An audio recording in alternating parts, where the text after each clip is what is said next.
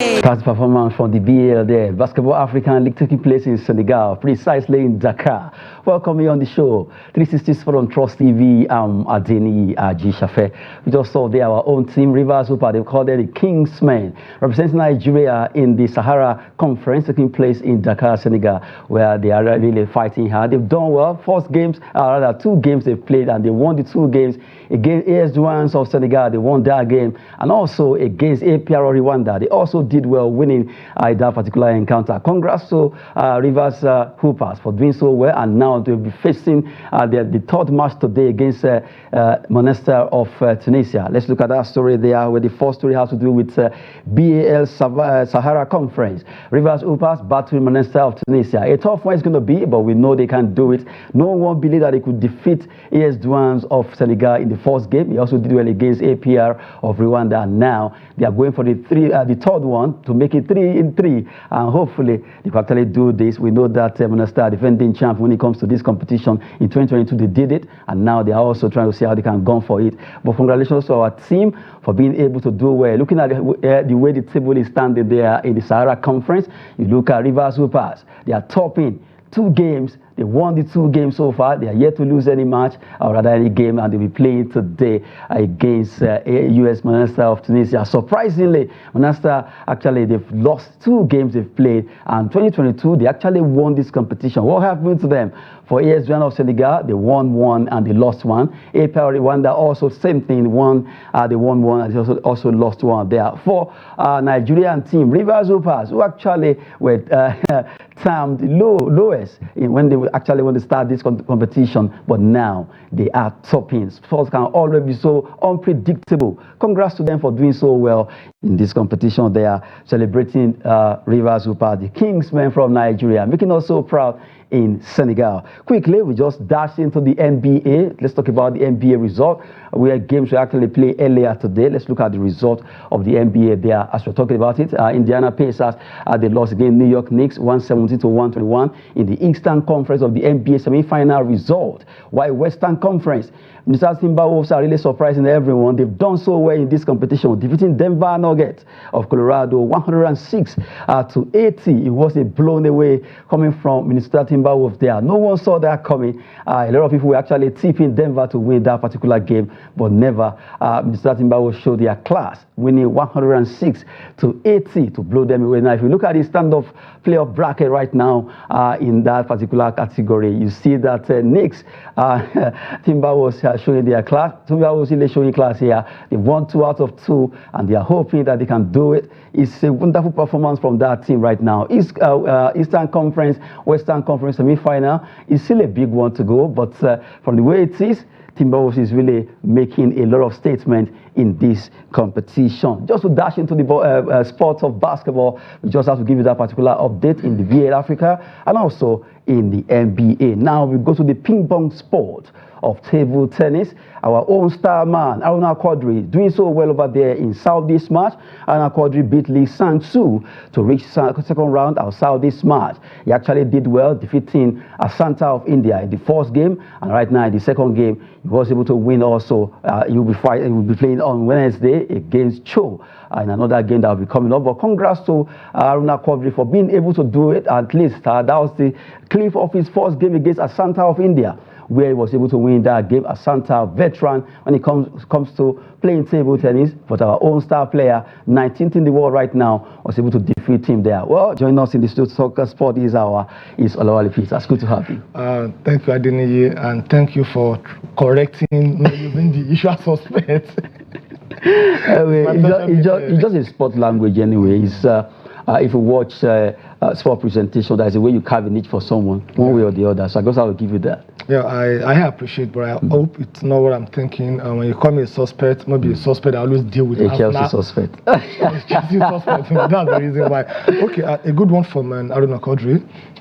And he has been our star when it comes to table tennis for a very long time. But during this competition, I think you need to seriously work on 2 things. Number one, you need to work on how he's starting the game.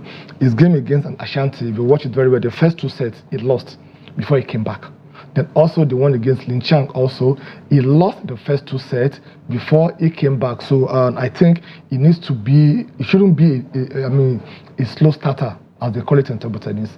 It shouldn't be a low starter, because if you lose the first set, the second set, before you can now come back and make it third and fourth, that means you're going to use almost all your strength to do that. Defeating Ashanti is not easy. He's a legend. That's the truth. And the way we have our own Aruna Kodri here, they also have Ashanti also there. And like what Aruna Kodri said after the match, that when he was growing up, Ashanti happens to be one of those that he sees as a model. So playing against him give him that extra motivation.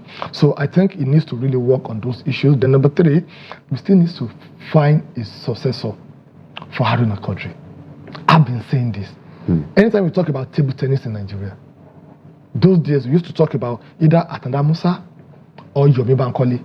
But this time around, it's either Haruna Kodri or Haruna Kodri or Haruna Kodri. So we need to find a successor, because if you look at it, the age is not on his side. I think to some extent we have some other players, but it has to do with a qualifier. You know, when you go for the qualifier, you're able to make it to the event. That's when we have Olajide Omotayo. We have Taiwo Mafo thereabout. We have other players who are really doing well, but they may just not be able to qualify for this kind of competition. So, and by the time you check, it will either be Haruna Kodri, like you said, against Haruna Kodri. Okay, what I'm trying to say here is the governments on their own have to look for a way to develop infrastructure of table tennis in this country, to give those that we just mentioned the exposure and the experience that they need to fit into its shoe. Yes, we have a lot of people that are table tennis players, fantastic one across the country, but what kind of investments are the government investing in that game of table tennis? That is what I'm trying to say concerning we have to build a successor. We shouldn't be, there's something they call wear and tear. I don't know Kodri today, I don't know Kodri tomorrow, I don't know Kodri the day after tomorrow. One day I don't know Kodri will even be tired. So that's the truth. So what the government needs to do is to try as much as possible. Like in Lagos those days when they brought the likes of Atanda Musa, Yomi Bankole and Co. There's this competition that they normally do, Okoya Thomas. We don't have something like that again. Memorial table tennis competition. So we should still continue to have competition like that will bring in the young stars. I don't know, Kodri have been here for like how many years now? For over 10 years. So we should be looking at someone that when he comes also should be in his early 20s. So in the next 10 years, we can have them to compete against one another. A very good one for Haruna Kodri. He has done himself proud. He has done Nigeria proud. He has done Africa proud also. So he should continue and try as much as possible to win the quarterfinal and take it off from the quarterfinal to semi-final and see probably the medal will come back to us. And to let you know that this particular competition is a $2 million prize money. And it's huge, because you look at at times a lot of people underrate this kind of sport, thinking that it's only football where they have the money. But so many sports, quietly, you have $62 million competition taking place in Saudi Arabia, world-class players participating. Well, for those that doesn't understand how the game of sport works, even for getting to this round of 16, it has some amount of money. Just like we have in World Cup or Champions League or stage by stage. Stage by stage, you get to round of 16, round of 4, semi-final and final. But the good thing about this, like rightly mentioned, this is an individual game. And an individual is going home with $2 million US. I don't want to convert it to current exchanges in Nigeria so that you don't jump up from so that snake will not swallow it. So I think it is something that gives more money. That's why we've been saying here that we need to try as much as possible not to concentrate too much on football also. We have other sporting activities that can do what? That can promote the image of sport in the country. What Haruna Kodri is doing in Riyadh currently in Saudi Arabia, we can do some investors. They can look at him and say, oh, this guy is very good. Let me have a conversation with you. Let me say I can come to this country and start doing what? Coaching table tennis, have investment about table tennis in the country. So sport generally generates revenue for the government. We're talking about Haruna Kodri there for being able to win his second game, but then in Saudi Arabia, they call it Saudi Smart. He actually did well against Lee Sang-soo there of South Korea. He will be playing on Wednesday against Cho. Hopefully, he will also do well in that competition. For Arena Quadri, Nigerians are very proud of him, and we wish him the best. From table tennis, let's go over to football. We talk about MPFL. For the first time after 10 matches, their 11th game, Remo Stars able to at least been able to defeat Rivers United. It was a jeans they broke, and right now celebrating. Remo Stars break jeans, beat Rivers United in a rescheduled match. It was a tough one, but they were able to do it. Rivers United has actually been their husband for a while. A very long time. Since 2017 that they first met, that was sometime around March or May. I can't recall the month particularly, but I remember it was in 2017 that they had their first encounter, and up to this time, they've played 10 matches. Rivers United have defeated them 7 times, while they drew 30 times. So this time around, they are able to get the 2-1. And if you look at the first standards of this game, when they played last year, it was even a Remo Star player that were bought by Eyimba and Diokpe that scored the first goal. And yesterday also, when they played the match, he was the one that scored it from the penalty kick. Before the Remo Star look at that, no, come on, you just have to do something. Then what's really motivating Remo Star? And they're looking at, if you look at the table currently right now, the possibility of Remo Star winning the league, it's very, very dear. Before the match yesterday, Remo Star, they're having 53 points. So that means they're on 3rd position, while we have Eyimba, who is having how many points? 55 points. So winning yesterday dislodged Eyimba to 3rd position, and they are currently on what? On 2nd position, 56 points. Just a point behind Rangers, and they've only played 32 matches. So that means they still have 6 matches to play. So that means the possibility of them winning the league for the first time, it is there for them. So that is motivation enough. And also, if you look at it, Shooting Star and Lobby Stars, from the 5th position to the 1st position is open to anybody to win. And that is what we have been clamoring for in Nigerian professional football or Premier Football League, that we want to see a situation where the league winner will not be decided until the last day. That's the way it is in England now. Yes. Let it be at least interesting. It's not predictable anymore. It's getting tougher and tougher. Adeniyi, I don't want us to divert, to be honest. Let's do MPFL. MPFL. Okay, because I can see where you are going to. You're trying to give yourself hope. No, I'm not. MPFL. Because as far as I'm concerned, the Premier League title has been decided. Okay, let's go back to Do you agree? MPFL. MPFL. Okay, let's go back to MPFL. So that's what we've been clamoring for, and that is what we are seeing. That's what we are witnessing now. Unlike before, you have about 7, 6, 8 matches to go. You have seen the gap. 12 points, 15 points, 16 points, thereabout. So I think there's a lot of sanity coming into the MPFL right now. So it's a very good one. It's going to be a very, very, very, very tough one. It's anybody's game.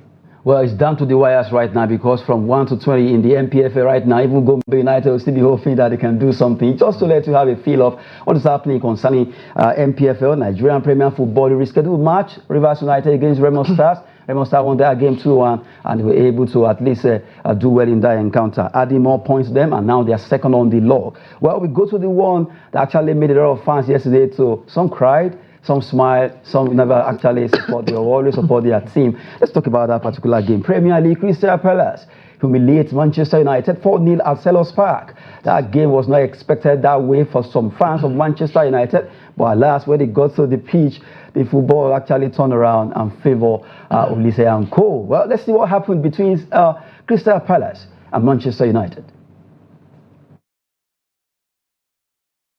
Michael Olise, who produced a last-minute magic to light up Selhurst Park last season, and Joachim Andersen to claim all 3 points at Old Trafford in September. The Glasgow side have proved they can beat the big boys. They've proved they can beat anyone on their day.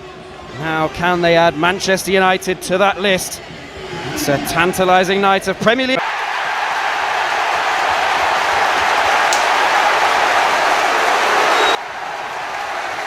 A striker's finish from the left back. Just his 2nd goal of the season. What a game there. Manchester United against Crystal Palace. What happened to them? Nothing happens to them. That's football, right? That's football for you. And I think it is high time for the Manchester United to have a rethink about their ego, about whom they are. And before now, they've always prided themselves as the best England in Europe. But they have to understand that things are changing right now. And they didn't change with it, with the process. Take it or leave it. They will continue to go down the line. When was the last time they won the Premier League? We're talking about the most successful club in England. They shouldn't be in this situation. Take it or leave it from me. And yesterday's match, and I'm not expecting anything different, but I never knew to go up to that goal margin. First, I'm going to blame the coach. Why will I blame the coach? Yes, you have injury problem at the back. But why will you allow Casemiro to be a makeover defender? It doesn't really make any sense. You have a lot of defenders from the academy that you can promote them to what? To the senior team and allow them to play. Look at what Klopp have been doing. Look at what what's his name has been doing. 3 weeks. They will not even see bench. So you have to instill that discipline in there. They are doing. The truth is that they really need to go back to the drawing board. Look at what the likes of Arsenal did to reinvent themselves. It will take a long process. Take it or leave it. This season alone, Manchester United, they've played 35 matches. They have 3 more matches, and they've lost 13. That is history already. Since the establishment of Manchester United, they have never lost up to 13 matches in a single season. Now they say have 3 matches, which I'm very sure from the next 3 matches, they are likely to lose 1 or 2 matches. So that shows that they have a problem. What problem do they have? A process and a structure problem. That is what they have. They have to go back to those old days when the likes of Bright Kings, Ryan Giggs, rather, all of them came from the academy. That from the academy, you can get like 3 or 4 players like McTominay. All these people came from the academy. You have to go back to those days. That is what is helping Manchester City right now, because Manchester City, they invested heavily on infrastructure, on their stadium, on their academy. Automatically, it means what Ronaldo was saying was actually very right. So they just have to restructure everything. Everybody has said it. They have to restructure everything. If not, look at the likes of Marcus Rashford, Anthony Martial. All these players I mentioned now, they don't deserve to be there. It's like they have a way. They have a way of sacking their coach. Maybe the first season they want to impress the coach, then the next season they'll start flopping because nothing happens, no discipline. If anything happens now, people have been shouting, Erik ten Hag must go. I disagree with them. It is not the problem. The problem is the structure, is the process. Sack Erik ten Hag, that'll be about these 8 coaches that you'll be sacking since Alex Ferguson left. And the problem still persists. Is it the problem of the coach? No. It's the problem of the structure, it's the problem of the players. So they need to really look into that. However, I'm sure the Chelsea fans yesterday, they are so happy that what happens to Manchester United happens to them, because this is an opportunity for them to play in Europe next season. Well, we've been talking concerning Manchester United versus Crystal Palace match. A fan of Manchester United who is not so happy at all actually spoke. Let's listen to what he said to his team. I am here today to say